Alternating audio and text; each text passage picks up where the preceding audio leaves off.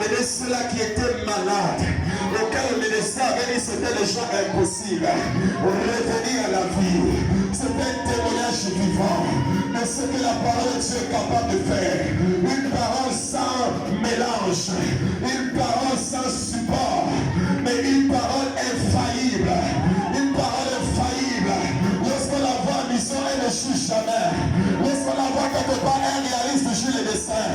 La parole de Dieu, ça c'est le réma de Dieu. Ça c'est la parole que les gens ne veulent pas entendre aujourd'hui, mais ils veulent nous transformer à des charlatans, des gangas. Je ne serai pas un charlatan ni un ganga. Je prêcherai toujours la parole. Dites avec moi la parole.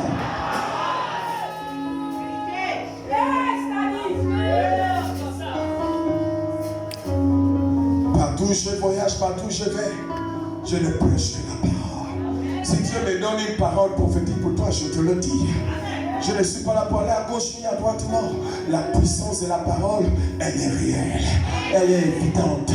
Personne ne peut nier l'évidence de la parole de Dieu. Elle a plus d'efficacité que tout soit les supports qu'on peut te donner. Beaucoup de gens ont pris des supports pris dans les églises. Ils sont morts aujourd'hui à cause de ce genre de support. Et alors que la parole de Dieu est dans la vie. La parole de Dieu dans la vie. Mais les gens préfèrent la mort que la vie. Les gens préfèrent la mort que la vie. Dieu nous interpelle de revenir à la vie. Si tu veux vivre, accepte la parole de Dieu. Ne calcule pas, accepte la parole de Dieu. Ne médite pas, accepte la parole de Dieu. Ne réfléchis pas, accepte la parole de Dieu.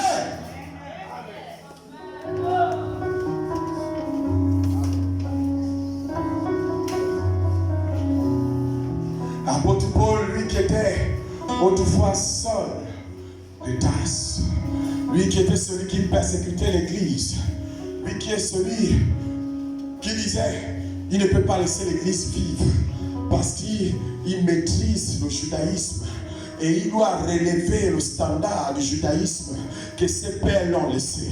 Écoutez-moi bien, je vais vous donner un conseil. Quand je l'ai dit pendant la retraite, ne combattez jamais l'église dans le nom de Dieu. Parce qu'il y a ceux qui combattent l'église au nom de Dieu, soi-disant, ils sont en train d'aider le Seigneur. Non, non, non, non, non, non, non. Peu importe le constat que tu as fait, n'essaye pas. Ne rentre pas dans un combat auquel tu ne vas jamais gagner, qui finira par effacer toute ta génération. Quand tu ne comprends pas quelque chose, tu te tais. Je ne sais pas si quelqu'un me comprend bien. Quand tu ne comprends pas quelque chose, tu fermes la bouche. Tu fermes la bouche. Tu fermes la bouche. Persécuter l'église. Et il y a des gens, ils sont membres de l'église, mais ce sont eux qui persécutent l'église. Es-tu chrétien ou tu es le judaïsme? Ça, ce sont les judaïsmes. Ils sont dans l'église, ce sont eux qui critiquent l'église. Ils sont dans l'église, ce sont eux qui diabolisent l'église. Et dit, je suis en train d'aider le Seigneur. Qui t'a envoyé? Qui t'a envoyé? Tout ce que tu fais, c'est critiquer. C'est diaboliser. Et tu dis, je suis en train d'aider Dieu. Je combats la cause du Seigneur. Je combats la cause du Seigneur. Non. Je ne combats pas la cause du Seigneur. Dieu se défend lui-même.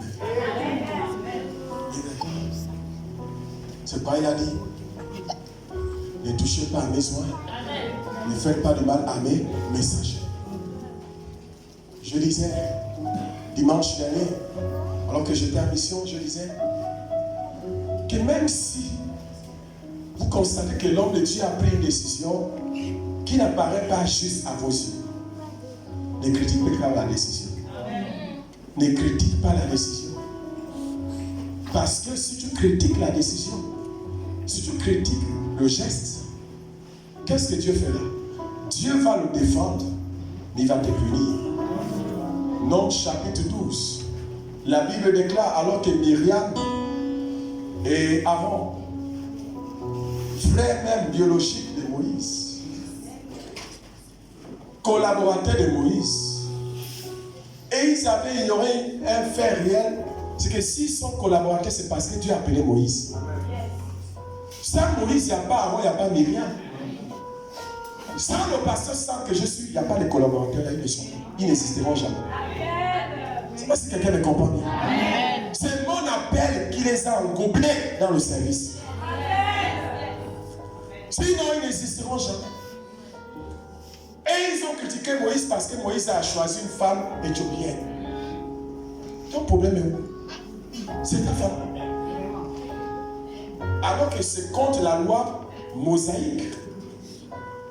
C'était contre la loi de Dieu d'aller prendre une femme étrangère. Mais Moïse l'a fait.